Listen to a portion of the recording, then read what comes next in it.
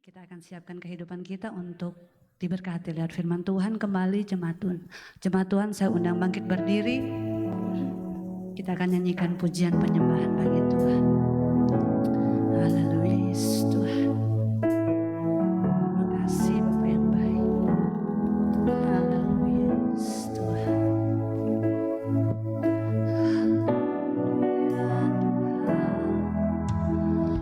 Roh yang hidup penuhiku, mengalir dalamku. Jiwaku tenang bersamamu dalam naunganmu. Buka hati untuk jamahanmu, berserah penuh, amin. Di hadiratmu kau ambil alih seluruh hidupku. Di altarmu menyembahmu. Rohmu yang hidup, Rohmu yang hidup penuhiku, mengalir dalamku. Katakan jiwaku tenang bersamamu dalam naunganmu. Katakan, ku buka hati untuk jamahan. Kau memenuhi setiap kehidupan kami. Berserah jamahan Tuhan sehidup kami. Kami mau berserah penuh kepadamu Tuhan. Kau ambil alih seluruh hidupku. Di altarmu katakan ku buka hati,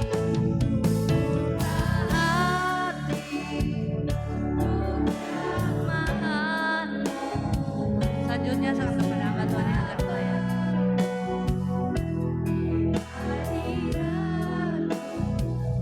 Kau ambil alih seluruh hidupku. Di altarmu menyembahmu.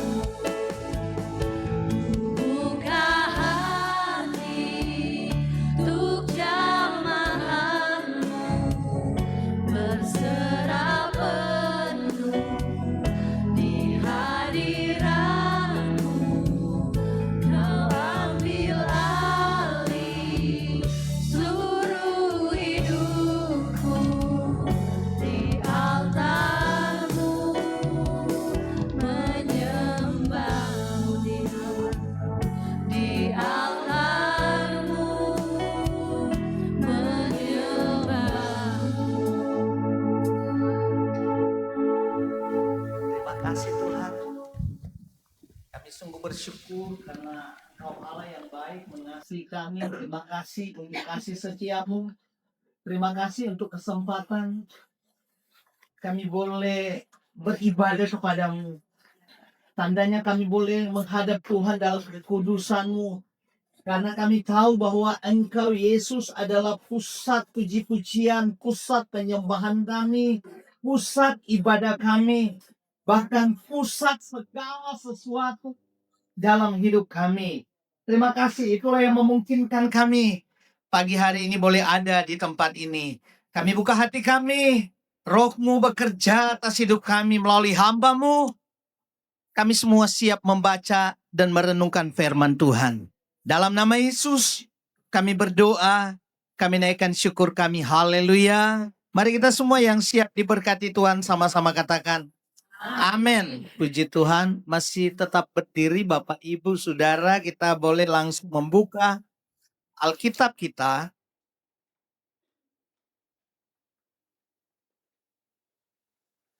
Ya, baik. Kita akan membaca firman Tuhan dalam kitab Galatia. Ya, surat Paulus kepada jemaat yang ada di Galatia. Galatia pasalnya yang kelima. Ayat 16 sampai ayatnya yang 26.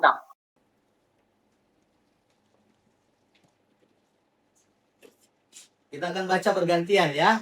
Nanti saya akan baca ayat genap. Bapak Ibu saudara-saudara baca ayat ganjil, kita gantian sampai ayatnya yang ke-26. Nah, apa-apa ya, saya ini pakai Alkitab versi 2 yang TP2 ya. Enggak apa-apa, sama gitu ya. Kalau kalian masih pakai yang terjemahan yang lama enggak apa-apa ya. Baik. Demikian firman Tuhan. Hidup menurut daging atau roh. Maksudku, hiduplah oleh roh dan kamu tidak akan menuruti keinginan daging. Sebab ini bagi berlawan dengan keinginan roh. Dan keinginan roh berlawan dengan keinginan daging. Karena keduanya bertentangan, sedangkan setiap hal itu haruskan apa yang kamu perhati. Namun, jikalau kamu memberi dirimu dipimpin oleh roh, kamu tidak hidup di bawah hukum Taurat.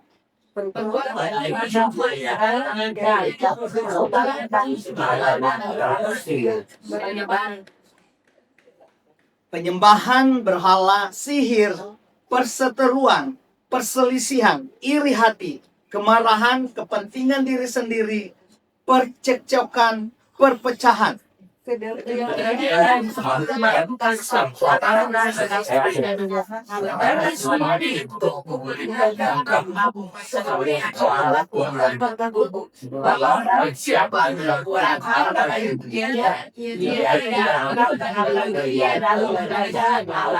Namun buah roh ialah kasih, sukacita, damai sejahtera, kesabaran, kemurahan, kebaikan, kesetiaan.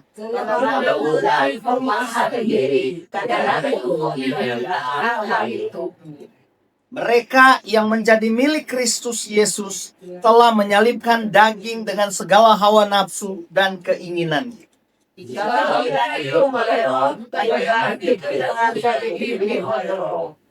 Dan janganlah kita gila hormat, janganlah kita saling menantang dan saling mendengki. Puji Tuhan, sampai sejauh ini pembacaan firman Tuhan, diberkati kita yang membaca dan merenungkan firman Tuhan ya pada pagi hari ini. Puji Tuhan ya. Shalom Bapak Ibu Saudara. Shalom. Puji Tuhan, haleluya. Dengan muka yang segar, tetapi juga ada muka-muka yang baru. Ya. Saya lupa, saya lahir di sini tahun 2025 bulan apa ya, saya lupa gitu ya. Saya ada di tempat ini, harusnya bulan kemarin, tapi berkaitan dengan kita juga ada pelayanan baptisan air gitu ya. Jadi saya bilang, oh kalau bisa bulan Mei di minggu kedua. Nah, hari ini saya boleh hadir di tempat ini dalam sukacita Tuhan menjadi bagian kita semua. Amin ya. Bapak Ibu Saudara kekasih dalam Tuhan, rupanya tema untuk bulan Mei berkaitan dengan pembaharuan oleh Roh Kudus ya, gitu ya.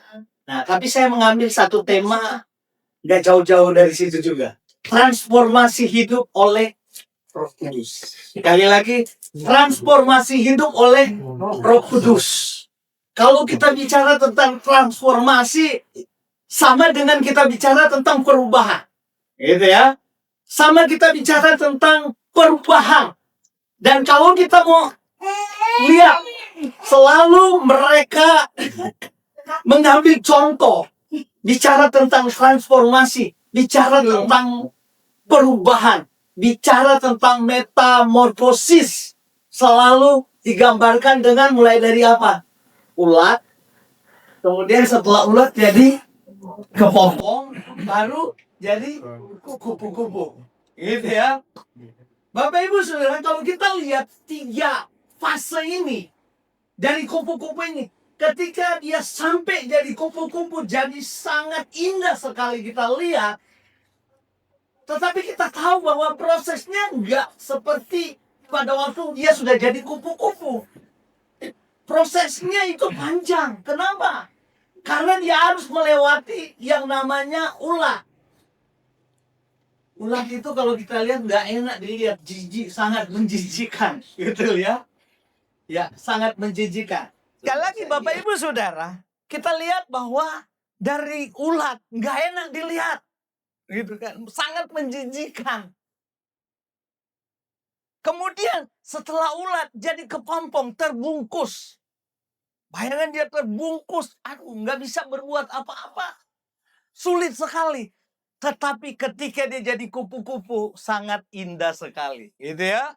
Kita lihat kalau ada kupu-kupu datang, bahkan kadang-kadang orang masih pakai kayak di Timotius, dongeng nenek-nenek tua gitu ya. Maksudnya masih tahyul-tahyul. Kalau katanya ada kupu-kupu datang, ada apa? Nah, tuh kan berarti tahu ya. Gitu ya. Ya, ada kupu-kupu datang. Kadang-kadang kebetulan juga sih, gitu ya. Ada kupu-kupu datang, tahu-tahu sudah ada orang ketok pintu di rumah gitu kan. Selalu digambarkan seperti itu. Ketika bicara tentang kupu-kupu, gitu kan. Jadi dia bertransformasi dari nggak enak, kemudian dibungkus, jadi kepompong, tetapi ketika dia bebas, dia bisa kemana-mana dan dia dilihat indah sekali. Gitu ya. Bapak Ibu Saudara, hari ini saya ingin menyampaikan berkaitan dengan transformasi hidup oleh Roh Kudus. Banyak orang ingin berubah, tetapi tidak semua mengalami transformasi atau perubahan yang sejati. Karena Alkitab bicara transformasi yang sejati, perubahan yang sejati hanya bisa dikerjakan oleh Roh Kudus. Amin. Kita nggak bisa. Ada nggak yang bisa keluar dari berbagai pergumulan? Ada nggak yang bisa keluar dari berbagai dosa yang melingkari dalam hidup kita? Mungkin waktu kita datang dari perjalanan aja, kita sudah melakukan kesalahan, kita sudah melakukan dosa. Ya, bisa seperti itu. Ketika lagi nyetir, ada mobil, wah ini dia kok dia nyalipnya nggak enak, kita kejar, udah. Ya itu kan udah nggak enak, gitu kan. Kita kesel dengan orang itu, udah dosa lagi, gitu kan. Dosa apa lagi? Dosa melihat. Dosa apa lagi? Banyak sekali. Dan itu realita yang terjadi bagi kita.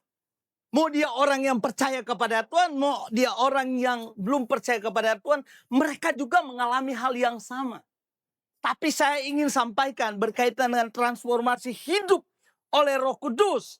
Rasul Paulus menjelaskan bahwa perubahan sejati atau transformasi terjadi seorang percaya kepada Yesus hanya bisa karena dipimpin oleh Roh Kudus. Amin.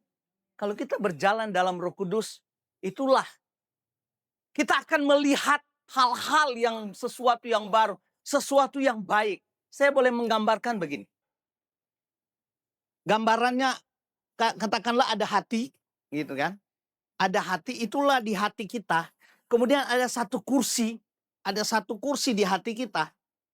Ada satu kursi yang bisa diisi oleh kita, bisa diisi oleh Yesus, bisa juga diisi oleh iblis. Bagi orang yang percaya kepada Tuhan, bagi orang yang sudah menjadi milik Kristus, di kursi itu, di hati kita ada kursi di situ, di dalam sini. Kalau kita benar-benar ada Kristus yang duduk di hati kita, dia yang memimpin kita. Tandanya bahwa kita dialihkan, kita dikendalikan oleh Tuhan. Kita dikendalikan oleh Roh Kudus. Dalam konteks itu orang percaya yang hidup sesuai dengan Roh Kudus. Tetapi ada orang percaya sudah diselamatkan Tuhan, tetapi kebiasaan-kebiasaan buruknya masih tetap dijalankan. Dosa masih jalan terus. Bukan berarti Roh Kudus, Yesus tidak ada di dalam hati, masih tetap. Karena Roh Kudus itu tinggal di dalam hati kita. Tetapi kita geser di kursi itu, bukan lagi Yesus, bukan lagi Roh Kudus di kursi itu, tetapi roh kita yang ada di situ. Sehingga kita mengikuti keinginan diri kita sendiri.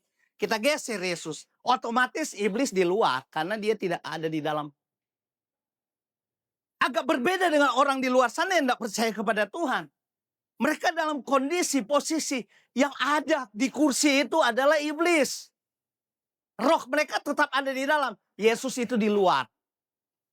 Mereka bisa dikendalikan oleh diri mereka sendiri. Mereka juga bisa dikendalikan oleh setan. Setan, iblis mau ajak kemana, mau melakukan dosa apa, bebas-bebas saja. Karena mereka itu tidak percaya kepada Tuhan. Mereka bukan milik Kristus. Bapak Ibu Saudara, berkaitan dengan transformasi, ya. Yang pertama, perubahan, ya. Perubahan yang pertama adalah bagaimana bicara tentang transformasi hidup oleh Roh Kudus. Pertama adalah perubahan prioritas hidup. Saya mau tanya, prioritas hidup Bapak Ibu Saudara apa? Ya. Tadi siapa? Daniel ya. Atlet bola. Talenta yang Tuhan kasih luar biasa. Apakah prioritasnya di bola? Atau prioritasnya di mana? Tapi saya apresiasi. Kesaksian tadi meneguhkan dan meneguhkan kita saat ini. Dalam situasi dia sendiri. Hanya dia yang orang Kristen. Dia masih punya niat, masih mau berusaha untuk mencari Tuhan, mencari gereja. Amin. Tadi bilang dari Bandung. Walaupun dia mau ambil barang, tetapi dia mau ambil kesempatan untuk apa? Beribadah. Saya mesti apresiasi dan kita mesti apresiasi. Tandanya apa? Memprioritaskan Tuhan di dalamnya. Amin. Memprioritaskan Tuhan. Dari keinginan daging kepada kehendak Allah. Gitu ya. Prioritas, perubahan prioritas hidup kita dari keinginan daging kepada kehendak Allah. Galatia pasal 5 ayat 16, Alkitab berkata, hiduplah oleh roh, maka kamu tidak akan menuruti keinginan daging. Artinya, Roh Kudus ada di kursi sini. Sehingga keinginan Tuhan, kehendak Tuhan yang ada di pikiran kita, yang ada di hati kita. Sehingga kita mau berjalan sesuai dengan kerinduan Tuhan. Amin. Daniel bisa berhasil, bisa Tuhan pakai dimanapun gitu ya. Menjadi kemuliaan bagi Tuhan. Saya suka sering buka TikTok dari Persipura. Luar biasa, mereka ibadah, nyanyi, pujian luar biasa gitu ya. Bahkan sebelum mereka melakukan tanding, ya kadang-kadang mereka ibadah dulu. Memuji Tuhan, wih luar biasa dan semua enjoy. Bahkan di ruang ganti pun mereka masih nyanyi-nyanyi. Memuji Tuhan, memuji Tuhan, memuji Tuhan. Saya bilang luar biasa. Artinya apa? Di tengah-tengah situasi kita hidup di dunia ini, kita berhadapan dengan orang-orang seperti itu. Tetapi kita masih tampil memprioritaskan hidup kita kepada Tuhan. Amin. Prioritas hidup kita kepada Tuhan. Sebelum kita dipimpin Roh Kudus, manusia cenderung memprioritaskan apa? Kesenangan diri. Apalagi? Ambisi pribadi. Keinginan dunia. Hal-hal yang menjauh dari Tuhan. Ya, godaan-godaan yang membuat kita terseret keluar sana. Supaya kita tidak jalan sesuai dengan koridornya Tuhan. Tetapi ketika Roh Kudus bekerja. Ada dan kita memfungsikan Roh Kudus yang ada di dalam hidup kita. Hidup kita ada doa di hadapan Tuhan. Amin. Ada firman yang menjadi pedoman dalam hidup kita. Ada ibadah yang menjadi kerinduan. Tadi Daniel bilang, wah rindu sekali mau beribadah, rindu sekali mau beribadah. Ada adik saya juga di sini. Kadang saya kirim link YouTube ibadah. Supaya walaupun ada di laut karena memang pelaut. Hari Minggu kadang ya kalau di tengah laut nah mungkin lah ya. Apalagi lagi dalam tugas. Tetapi kadang saya kirim ya link ibadah ini. Bisalah beribadah. Gitu kan. Jemaat-jemaat kita banyak yang pelaut-pelaut. Ya. Ada yang di Afrika, ada yang di Timur Tengah lah, Dubai, Abu Dhabi. Mereka bisa mengikuti hari ini. Mereka sedang mengikuti ibadah kita. Karena ada link, live streaming. Dan mereka tetap beribadah. Mereka tetap beribadah. Jadi mau dimanapun kita ada satu kerinduan di dalam hati kita untuk memprioritaskan prioritas hidup kita hanya untuk Tuhan. Amin. Pertama kita melayani Tuhan, iya. Baru melayani pekerjaan Tuhan. Kalau kita melayani pekerjaan Tuhan, bukan hanya kayak saya melayani pekerjaan Tuhan, tetapi melayani keluarga juga itu bagian dari pekerjaan Tuhan. Kalian berada di tempat pekerjaan di mana itu bagian dari melayani Tuhan. Karena kalau orang Yahudi itu, mereka tidak membedakan mana yang rohani dan non-rohani. Enggak. Semua itu adalah untuk Tuhan. Makanya Paulus bilang kepada jemaat di Kolose. Kolose pasal 3 ayat 23. Apapun juga yang kamu perbuat, perbuatlah seperti untuk Tuhan, bukan untuk manusia. Apa saja yang kita lakukan, bukan hanya melayani seperti ini. Kita ada di sana, Daniel sebagai pemain bola. Lakukanlah itu untuk kemuliaan Tuhan. Sebagai kapten, sebagai pelaut, lakukanlah itu untuk melayani Tuhan. Sebagai pebisnis, lakukanlah itu untuk Tuhan. Bukan untuk manusia. Itu yang dimaksud Paulus. Bapak Ibu Saudara, kehendak Allah menjadi prioritas utama di dalam hidup kita. Karena kita mau dipimpin oleh Roh Kudus. Itulah transformasi hidup yang dikendalikan oleh Roh Kudus. Pertanyaan bagi kita, apa yang paling apa yang paling menguasai di hati kita saat ini? Di hati Anda, apa kira-kira yang menguasai di dalam hati Anda, di dalam hidup Anda? Apakah diri Anda? Atau ketika Anda memfungsikan Roh Kudus ada di dalam hidupmu, Dia yang menguasai hidupmu? Yang kedua, apakah hidup saya dipimpin Roh Kudus atau dipimpin oleh keinginan daging? Ya. Itulah perubahan melalui prioritas hidup kita. Yang kedua, perubahan karakter. Nah, perubahan karakter Paulus juga sudah mencatat di situ. Mulai dari ayat 19, perbuatan daging telah nyata. Ada apa semua di sana? Banyak sekali, percabulan, persinahan, perselisihan, dan banyak sekali. Dan itulah yang kita hadapi di luar sana. Bukan hanya di luar dan di sini juga kita menghadapi dan kita memperlihatkan seperti itu.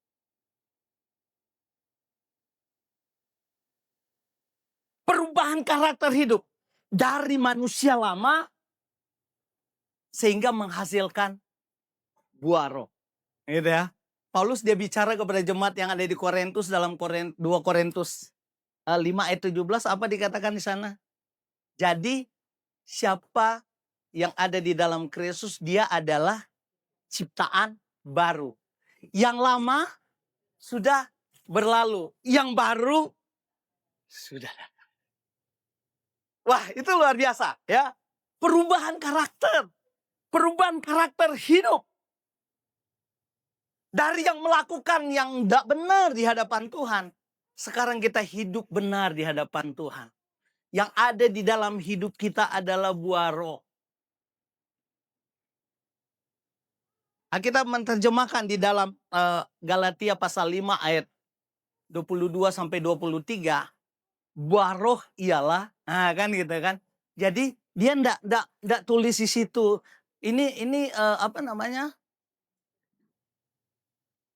Dia bicara tentang satu buah roh. Jadi yang mengendalikan siapa? Roh Kudus yang mengendalikan. Tetapi yang 9 itu saya suka pakai istilah ada satu buah tetapi 9 rasa. Gitu ya. Satu buah tapi ada 9 rasa. Ada rasa apa semua di sana? Ada kasih, ada apa lagi? Sukacita, ada apa lagi? Nah, 9 itu. Sampai dengan penguasaan diri. Itu yang perubahan karakter itu sebetulnya. Jadi transformasi yang sejati terlihat dari karakter yang berubah. Kenapa? Seseorang yang dulu mudah marah atau suka marah-marah sekarang menjadi sabar. Ya. Iya kan? Dulu tidak mengasihi, sekarang jadi mengasihi. Betul. Ya. Suami istri saling mengasihi, betul. Yang baru-baru ini, wah luar biasa. Kan gitu ya, harus saling mengasihi. Masih ada percekcokan di rumah tangga yang baru. Masih lah ya paling, ya om. Masih manusia, apalagi mungkin baru habis dari sini waktu kita pulang, udah ribut lagi kita di rumah.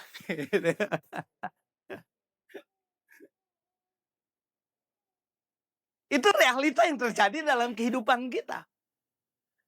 Itu sebabnya diingatkan firman Tuhan. Bicara tentang transformasi hidup yang dikerjakan oleh Roh Kudus. Bukan saja prioritas berubah.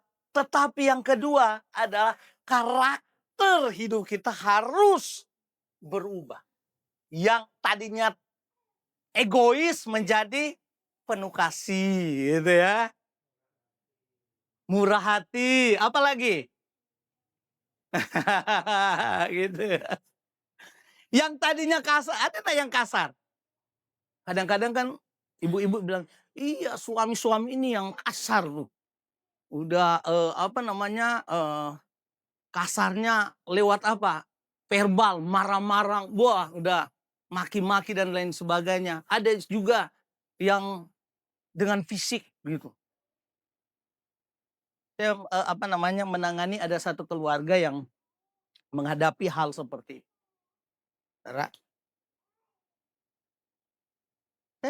Saya cuma bilang ya udah, emang itu kan pilihan ibu. Jadi bagaimana harus menyatu dengan pasangan kita. Doakan dia dan lakukanlah yang terbaik bagi suamimu. Jangan ketika dia marah kalian balas juga jadi marah. Nah nggak nyambung. Tapi saya kira jemaat yang ada di Pasar Baru baku-baku baik semua. Ya, amin. Amin. Gitu ya. Itu terlihat kok gitu ya. Ya. Baku-baku sayang. Gitu ya. Sehingga kita lihat benar-benar ada satu chemistry antara suami istri, demikian juga kepada anak dan orang tua. Dan itu yang harus tercipta dalam hidup kita. Perubahan karakter, harus ada kasih, harus ada sukacita, sabar. Sabar. Gitu ya. Hidup nggak sembarangan lagi. Sehingga kita mampu melakukan yang nomor 9 itu menguasai diri. Kita bisa menguasai hidup kita. Kita bisa menguasai diri kita. Kenapa? Karena ada Roh Kudus yang bekerja di dalam hidupmu. Karena ada Roh Kudus yang engkau tempatkan ada di kursi di hatimu. Ya. Itu yang menjadikan kita semakin kuat dan semakin kuat. Hari Jumat kemarin saya melayani di para dokter dan karyawan-karyawan yang ada di Rumah Sakit Hermina Kemayoran, ya. Tapi keseluruhan keseluruhan daripada Hermina, grup Hermina semua ada kan tersebar di seluruh Indonesia ada ya. Yang lain mereka mengikuti ibadah lewat Zoom, lewat online. Saya menyampaikan berkaitan dengan bagaimana peka untuk mendengar suara Tuhan. Ada yang bertanya, Pak Pendeta, gimana sih kalau kita dengar suara Tuhan? Apakah kita duduk, kita bersemedi, diam, terus wah ada suara gitu? Apakah harus seperti itu? Saya bilang, ini suara Tuhan. Firman Tuhan ini adalah suara Tuhan. Amin. Inilah suara Tuhan. Kalian datang beribadah hari ini. Pada Jumat kemarin. Kalian mendengar suara Tuhan melalui apa? Melalui ibadah, melalui pujian, melalui penyembahan, melalui kesaksian. Dan melalui firman yang disampaikan. Itulah suara Tuhan. Kalau mau karakter hidup kita diubahkan oleh Tuhan. Mari, minimal ada buah roh yang ada. Bukan saja tertancap, tetapi ada di dalam hidup kita. Sehingga kita memiliki kasih. Kasih ini bukan hanya di buah roh ini. Kasih ini tidak diterjemahkan sebagai kasih eros. Atau kasih filia. Atau kasih storge. Tidak. Tetapi ini diterjemahkan dengan kasih agape. Kasih Allah. Artinya apa? Harus ada kasih Allah. Itulah transformasi hidup, transformasi karakter kita. Yang lama sudah berlalu, sesungguhnya yang baru sudah datang. Amin. Itu yang harus kita kerjakan. Ya. Paulus menyampaikan hal ini. Ada 9 dari satu buah itu. Kasih, sukacita sampai dengan penguasaan diri. Yang ketiga,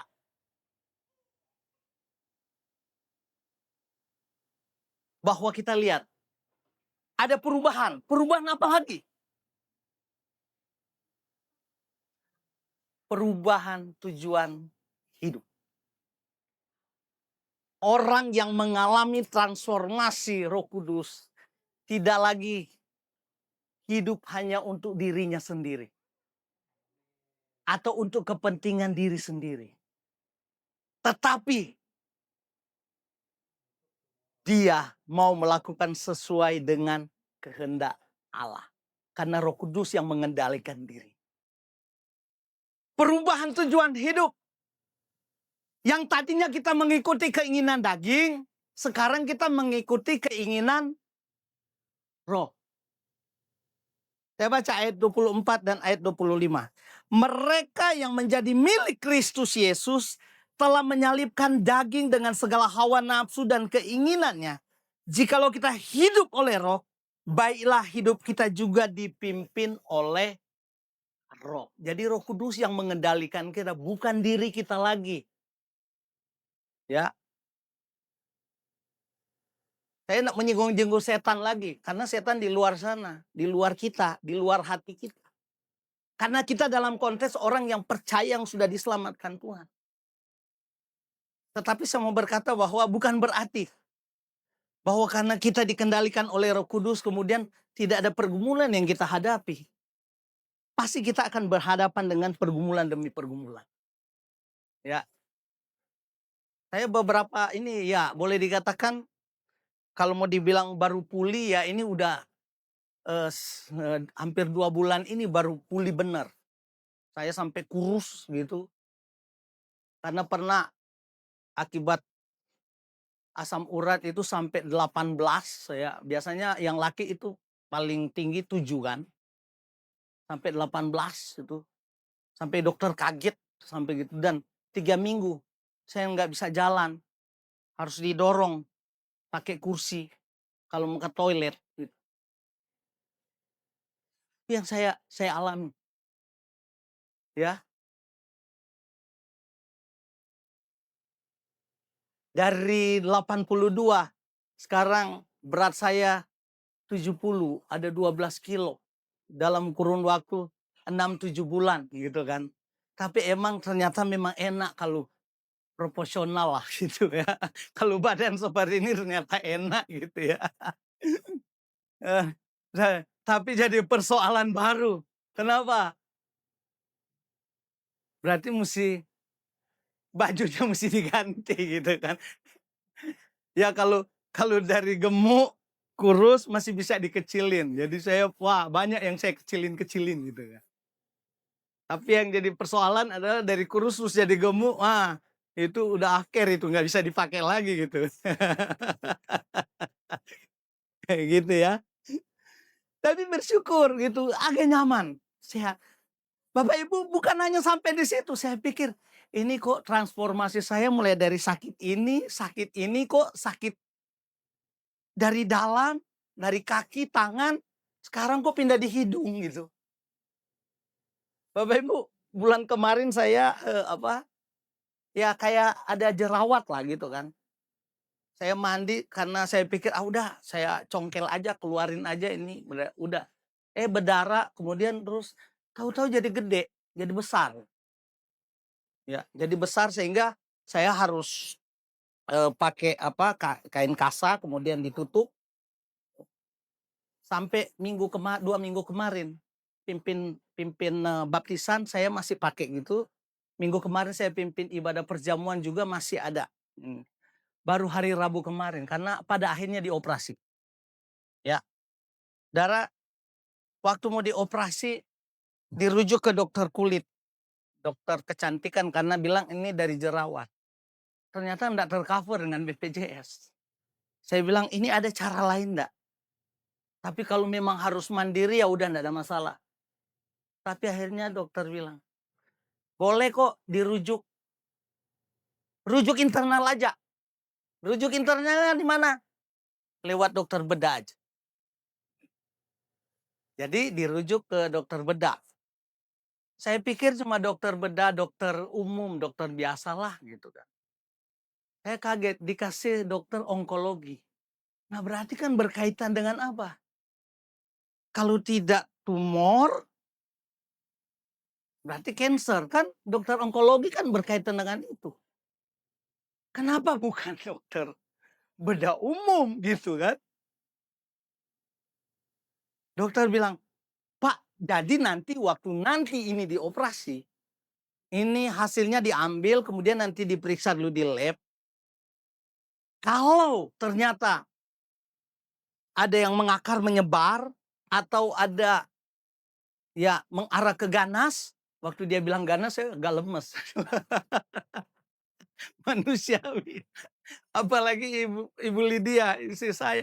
Wah, udah lama sampai kalau mau ketemu dokter dia udah enggak mau. Udah anak saya aja yang masuk gitu kan. Karena memang dokter ya udah yang masuk. Tapi beberapa bulan ini karena sebulan setengah ini dia udah ada tugas di Bogor, Rumah Sakit Bogor. Jadi nggak bisa dampingi, nggak bisa ngantar saya. Mau tidak mau Ibu Lydia antar gitu. Terakhir kemarin mau diperiksa hasilnya. Hari Rabu kemarin. Saya bilang, ayo mama harus masuk. Enggak. Orang Manado bilang, totofore saya kalau masuk ke dalam. Jadi gemetaran gitu ya. Gemetaran karena takut mau dengar hasilnya gitu kan. Salah nggak apa-apa kok. Mau apapun yang terjadi udah enggak ada masalah. Tapi saya tahu ini nggak apa-apa. Ini karena keusilan saya aja. Saya bilang, sampai efeknya seperti ini. Waktu masuk, dokter mah ketawa aja. Mana Pak? Kenapa masih pakai ini dia? Ya iya katanya suster, nanti dokter yang buka ini. Oke. Waktu dibuka udah kering, langsung cabut benang. Dia belum kasih tahu hasilnya. Dok, hasilnya gimana dok? Aman. Ini amannya apanya yang aman gitu. Jinak. Nah jinaknya gimana ini? Nggak ada apa-apa katanya. ini ternyata cuman karena infeksi, kemudian jadi virus lah, pelebaran gitu ya, pelebaran di rongga sini sehingga dia membengkak. Hanya itu aja. Istri saya, Ibu Lydia, langsung puji Tuhan. Gitu. Saya bilang, kenapa mesti khawatir? Kenapa mesti takut gitu kan? Bapak Ibu Saudara kekasih Allah, itu saya akhirnya bertransformasi juga. Gitu ya. Perubahan demi perubahan, perubahan demi perubahan, dan terus. Tapi ketika transformasi dikerjakan oleh Roh Kudus, endingnya enak. Amin. Karena kita nantinya akan mengikuti kehendaknya Allah. Kita akan mengikuti kehendaknya Tuhan. Bapak Ibu Saudara, ada satu dia boleh dikatakan ya pengusaha juga. Tapi dia cinta Tuhan. Ya, orang India. Dia mengalami benar-benar waktu penginjilan, melayani, wah, penyiksaan terjadi. Begitu luar biasa terjadi. Tetapi di tengah-tengah penyiksaan itu, dia tetap mau ikut Tuhan dengan segenap hati. Karena itulah keputusan dia. Sehingga melahirkan lagu yang namanya Mengikut Yesus, keputusanku. Mengikut Yesus, keputusanku. Mengikut Yesus, keputusanku. Ku tak ingkar. Dari awalnya dia pengusaha, dia menjadi seorang misionari penginjil, dia mengalami berbagai pergumulan sampai dia mati martir. Tetapi karyanya itu sampai sekarang itu masih mendengung dan masih menggema bagi para hamba-hamba Tuhan, bagi para martir-martir. Mereka, darah yang mereka sudah curahkan itu menjadi kesaksian hidup bagi kita semua. Amin. Mengikuti Yesus, itulah keputusan dia. Walaupun ada pergumulan seperti itu, tapi dia tetap mengikuti Yesus, keputusan dia. Puji Tuhan, saya percaya firman Tuhan pagi hari ini boleh meneguhkan, memberikan kekuatan baru bagi kita. Di tengah-tengah situasi dunia sekarang, dolar berapa ya? 17 berapa ya? Saya ketemu dengan ada salah satu hamba Tuhan, tapi dia juga pengusaha. Dia bilang, aduh ini udah gempor ini. Dia bilang bukan di sayanya, tetapi vendor-vendor yang lain gitu. Rekanan-rekanan yang lain. Maksudnya, saya bingung, mereka masih bisa enggak membayar? Ya, karena harus bayarnya dengan dolar. Wah, ekonominya agak berat. Mereka bilang seperti itu. Saya bilang, terus respon Anda apa? Saya tetap percaya bahwa Tuhan adalah segalanya dalam hidup. Situasi dunia, situasi ekonomi boleh berubah. Tapi hidup saya dengan Tuhan tidak akan pernah berubah. Amin. Hidup kita dengan Tuhan tidak akan pernah berubah. Mau di situasi apapun. Sebagai pekerja, sebagai pebisnis, sebagai pelaut, sebagai atlet, main bola. Tapi mari kita kerjakan itu di dalam terang kasih Tuhan. Sehingga kita boleh menjadi kesaksian, menjadi berkat dimanapun kita berada. Amin. Puji Tuhan, itulah kebenaran Tuhan. Transformasi hidup yang dikerjakan oleh Roh Kudus. Yang membuat kita hidup enak, kita hidup nyaman. Karena kita ada bersama dengan Tuhan. Ya, dari hidup untuk diri sendiri, kita menjadi hidup untuk memuliakan Kristus. Puji Tuhan, Tuhan Yesus memberkati kita semua. Mari saya jemput kita semua bangkit berdiri. Kita akan berdoa syukur firman Tuhan. Terima kasih Bapak, terima kasih Tuhan. Kami sungguh bersyukur Engkau Allah yang mengasihi kami, Engkau Allah yang hidup, Engkau Allah yang tidak pernah meninggalkan kami. Karena hidup kami sudah ditransformasi melalui Roh Kudus yang dikerjakan oleh Roh Kudus. Sehingga kami tetap mantap untuk mengikut Yesus. Karena itulah keputusan kami. Terima kasih Bapak, terima kasih Tuhan. Kami bersyukur dalam nama Yesus kami respon firman Tuhan. Haleluya. Mari kita semua yang diberkati Tuhan sama-sama katakan amin. Puji Tuhan, silakan duduk.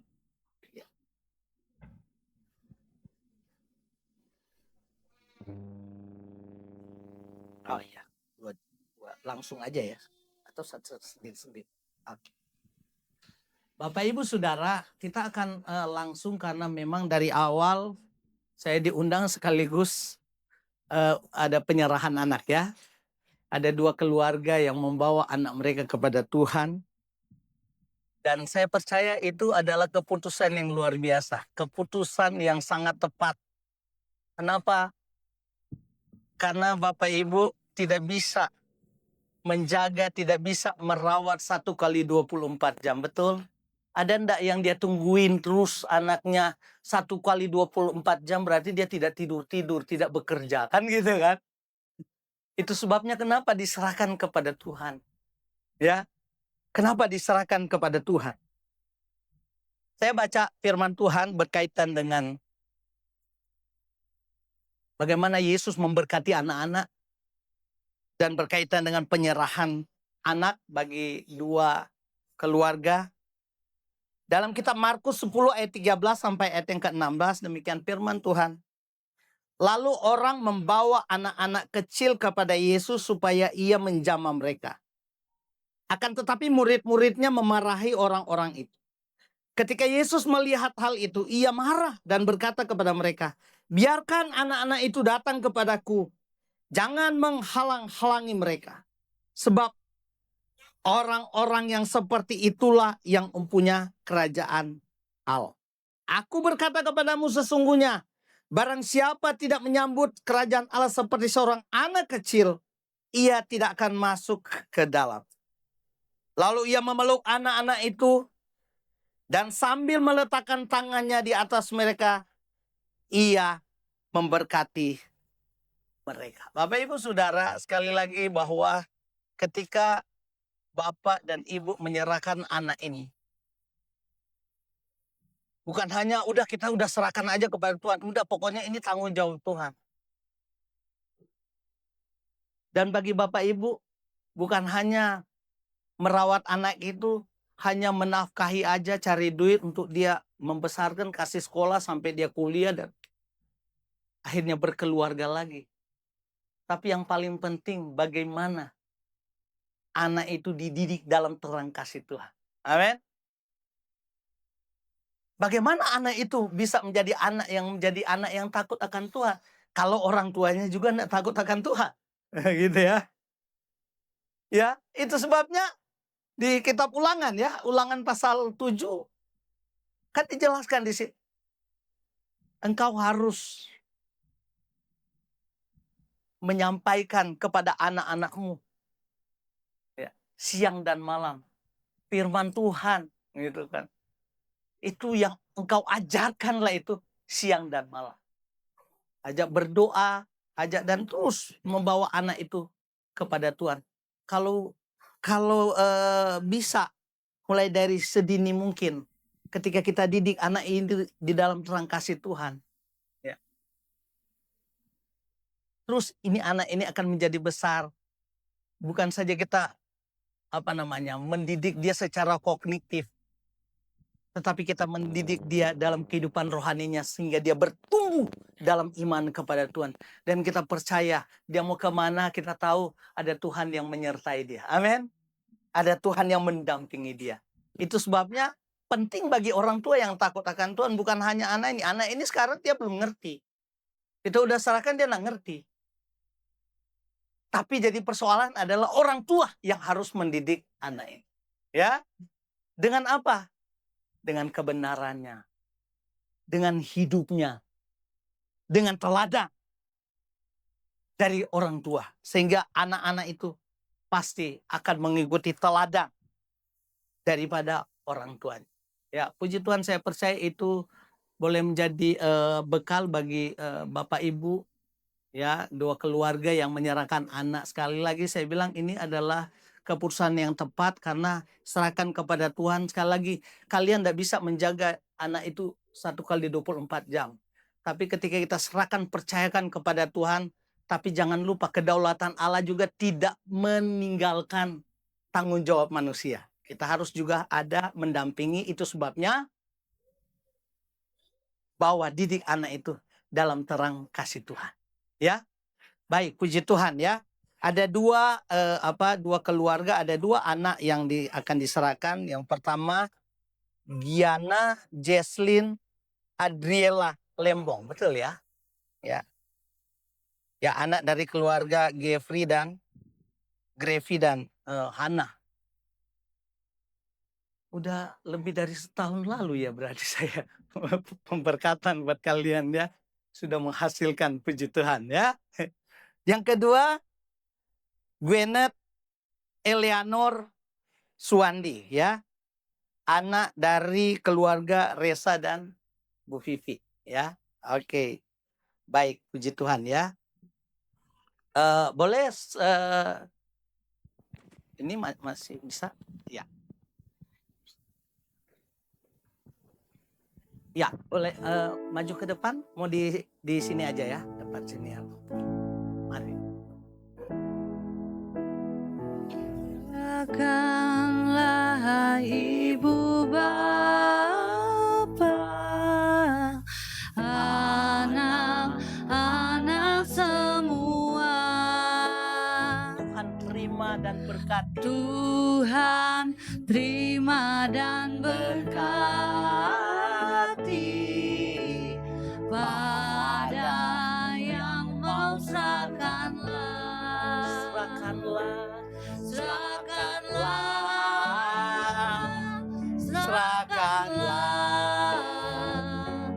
Serahkan anak semua.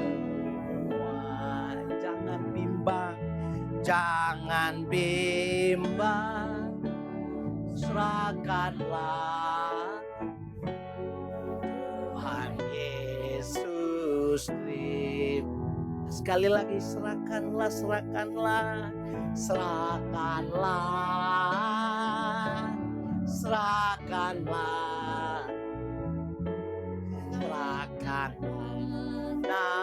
semua.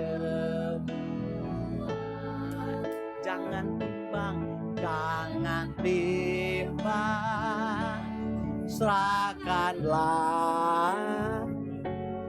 Tuhan Yesus terima. Puji Tuhan.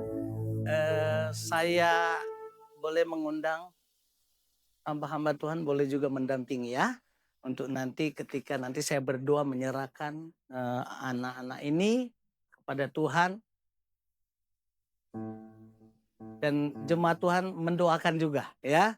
Kita serahkan kepada Tuhan sebagaimana Yesus memeluk anak-anak.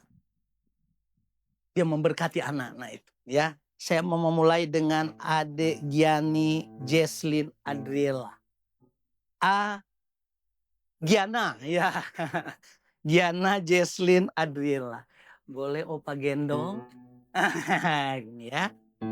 Dia mau lihat, dia lihat. Ya. Aduh. Oke, puji Tuhan ya. Baik. Saya akan menyerahkan anak ini. Mari kita berdoa. Terima kasih Tuhan. Terima kasih Bapak, ada keluarga Grevi dan Hana menyerahkan anak mereka kepada Tuhan. Dan inilah adalah satu keputusan yang tepat. Terima kasih Tuhan. Anak Giana Jesslyn Adriela ada di pelukan hamba. Sebagaimana Engkau Yesus memeluk anak-anak dan memberkati anak. Saat ini sebagai hamba-Mu Tuhan. Hamba memeluk Giana Jesslyn Adriela Lembong. Di dalam nama Bapa, Anak dan Roh Kudus, Tuhan mengerjakan dengan sesuatu yang luar biasa. Membimbing anak ini, melindungi anak ini Tuhan. Sehingga anak ini boleh menjadi anak yang takut akan Tuhan. Anak ini dibesarkan oleh kedua orang tuanya. Dan anak ini boleh menjadi kemuliaan bagi Tuhan. Ada perlindungan Tuhan bagi Giana Jesslyn Adriela.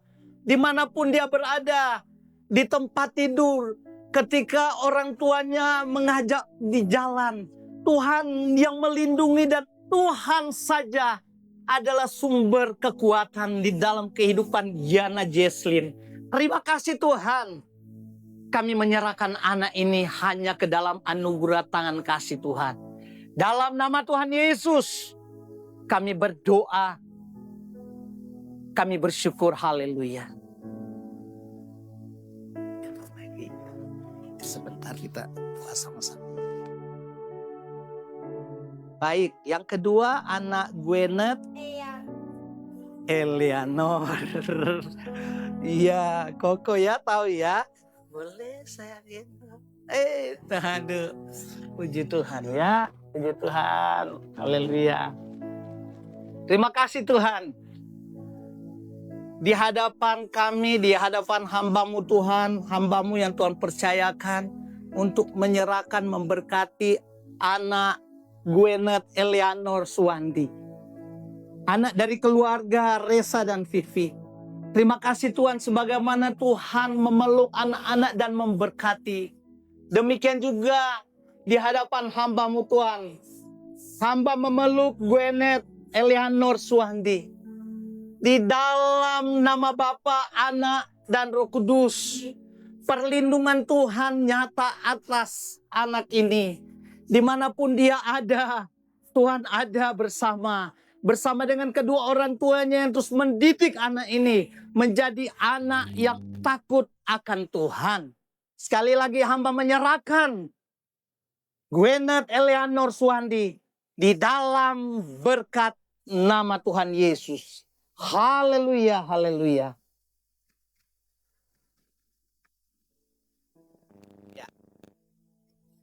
Ya, kita akan berdoa untuk, boleh agak berdekat gini. Kita berdoa untuk kedua orang tua. Boleh hamba-hamba Tuhan boleh mengangkat tangan, tumpangkan tangan kepada kedua keluarga besar. Terima kasih Tuhan, kami bersyukur dua keluarga ini sudah menyerahkan anak mereka kepadamu Tuhan. Baik Giana Jesslyn Adriela Lembong. Kami berdoa untuk Bapak Grevi, demikian juga Ibu Hana. Tuhan berkati mereka. Mereka boleh menjadi anak, dan juga orang tua yang takut akan Tuhan, yang akan membimbing anak mereka ini menjadi anak yang takut akan Tuhan. Bukan saja mereka membimbing anak ini untuk bertumbuh secara tubuh jasmaninya, tetapi dalam kehidupan rohani anak ini juga mereka harus terus bimbing, dibawa kepada Tuhan. Secara khusus buat Bapak Grevi dan Ibu Hana, diberkati oleh Tuhan. Anugerah kasih setia Tuhan akan terus menyertai dua orang tua ini dalam berkat, dalam kasih setia Tuhan. Terima kasih Tuhan dalam nama Tuhan Yesus. Demikian juga untuk Bapak Resa dan Ibu Vivi. Kami berdoa untuk kedua hamba-Mu ini, Tuhan berkati mereka.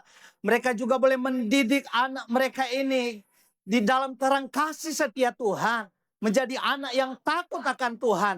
Biar kiranya berkat kasih setia Tuhan akan turun dan terus menyertai kedua keluarga ini Tuhan. Di dalam anugerah dan di dalam kasih setia Tuhan. Diberkati usaha pekerjaan mereka semua. Dan diberkati dimanapun mereka berada. Mereka terus hidup melayani untuk kemuliaan Tuhan. Terpuji nama-Mu Tuhan. Segala kemuliaan, hormat kami persembahkan hanya bagi Engkau Yesus Tuhan kami. Di dalam nama Tuhan Yesus kami berdoa, kami bersyukur. Haleluya. Mari kita semua yang sudah melihat berkat Tuhan nyata bagi kita, kita katakan amin.